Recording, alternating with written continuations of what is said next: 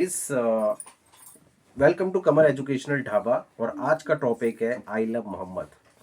ये कंट्रोवर्सी आप सबको पता है कि क्योंकि काफ़ी टाइम से वायरल हो रही है, ट्रेंड में है कि ये कंट्रोवर्सी जो है वो कानपुर के एक जुलूस से स्टार्ट होती है, जहाँ पर एक बैनर लगाया जाता है जिसके ऊपर लिखा होता है कि आई लव मोहम्मद।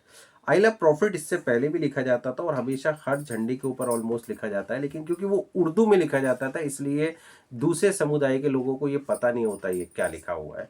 बट अब की बार वही चीज़ जो है वो इंग्लिश के अंदर लिख दी गई और उस कंट्रोवर्सी की आग जो है वो पूरे भारत के अंदर और हर समुदाय के अंदर फैल गई।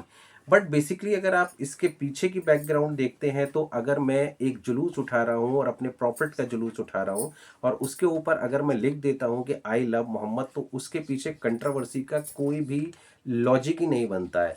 लेकिन यहाँ पर एक लॉजिक ज़रूर बनता है कि कुछ छुटपुट नेता जो होते हैं, जो अपने आप को राजनीति में चमकाना चाहते हैं, वो ऐसी कंट्रोवर्सी को ढूंढते रहते हैं। वो ऐसी चीज़ों को ढूंढते रहते हैं जिससे कि इस कंट्रोवर्सी को वो हवा दे सकें और वो अपनी फेस को जो है उन बड़े नेताओं के सामने ले जा सकें, और एक छोटा सा पोस्ट या कुछ पैसों के लिए वो कभी कभी पूरे समाज को, दूसरे समुदाय को काफ़ी आहत कर देते हैं और कभी कभी दंगों की आग के अंदर झोंक देते हैं।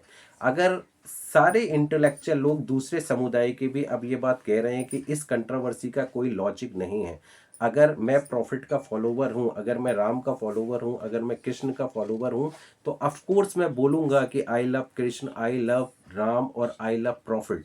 इसकी कोई कंट्रोवर्सी नहीं है। लेकिन इस कंट्रोवर्सी और इसके ऊपर जो लाकर यहाँ पर आज देश को जो है इस मुहाने पे खड़ा किया गया है, उसके पीछे सिर्फ और सिर्फ रीज़न है बेरोज़गारी। बेरोज़गारी, क्योंकि बेरोज़गारी अपनी चरम पोजीशंस के ऊपर है। हर कोई जो है बेरोज़गार अपने आप को एक गमछा डाल के, कुर्ता पहन के पॉलिटिक्स में चमकाना चाह रहा है और चाह रहा है कि हम किस तरीके से पैसा कमाएं और पॉलिटिक्स में आएँ। क्योंकि हमारे यहाँ इंडिया में स्पेशली पॉलिटिक्स का मतलब होता है आपके पास खूब पैसा, खूब करप्शंस और चमचमाती और बड़ी बड़ी गाड़ियाँ और पावर। और ये आज हर सिटीजन्स को चाहिए है। असल मुद्दे क्या हैं अगर आप देखें तो इसके अलावा बहुत सारे वास्तविक मुद्दे हैं जिसके ऊपर हम युवाओं को और बाकी सब युवाओं को और सिटीजन्स को वॉइस रेस करना चाहिए। बट लेकिन ये जो सत्तारूढ़ पार्टियां होती हैं और बड़ी बड़ी पार्टियां होती हैं, उनका सीधा टारगेट होता है कि किस तरीके से हम दो समुदाय को लड़ाएं, दो समुदाय के बीच के अंदर एक टेंशन बिल्ड करें और वो टेंशन और स्ट्रेस लेने के बाद जो है वो दोनों समुदाय आपस में लड़ें और वास्तविक मुद्दे से भटक जाएं और हमसे ये नहीं पूछे कि रोड है तो उसमें इतने गड्ढे क्यों हैं और बेरोजगार इतने ज़्यादा क्यों हैं, नौजवान हैं पढ़े लिखे डिग्री लेके उनके पास जॉब क्यों नहीं है।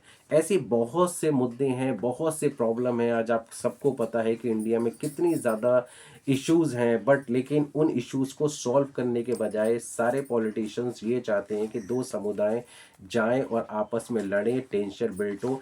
बट इससे फ़ायदा क्या होता है, वो बेचारा गरीब इंसान मिडिल क्लास जो सुबह निकलता है शाम को आता है और अपने महीने भर के अंदर लास्ट में सैलरी का वेट करता है और उसके बाद हर चीज़ को कैलकुलेटेड तरीके से, उसके लिए इस टाइप की टेंशन, ये जो दंगे की टेंशन्स, कर्फ्यू की टेंशन्स और दूसरी टाइप की टेंशन, उसको अपने बच्चे को देख के उनके फ्यूचर की टेंशन जो होती है, ये स्ट्रेस ये बड़े पॉलिटिशियंस कभी समझ ही नहीं सकते हैं कि हम सबके ऊपर इन चीज़ों का कितना इम्पैक्ट होता है।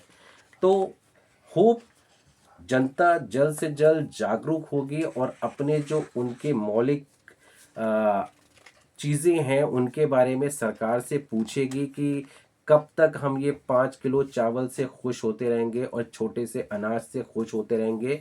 एक छोटी सी स्कॉलरशिप जो शायद हमको कभी मिले भी कभी नहीं मिले, जिसको लेने के लिए कभी कभी उससे ज़्यादा करप्शन में हमको पैसा देना पड़ता है। और कब तक ये चलेगा और कब हमारी डेमोक्रेसी डेमोक्रेसी की तरीके से चलेगी और स्मूथ फंक्शनिंग हमारी सरकारें करेंगी और हमको इस दंगों से और इस तरह के पॉलिटिकल प्रेशर से दूर रखेंगे।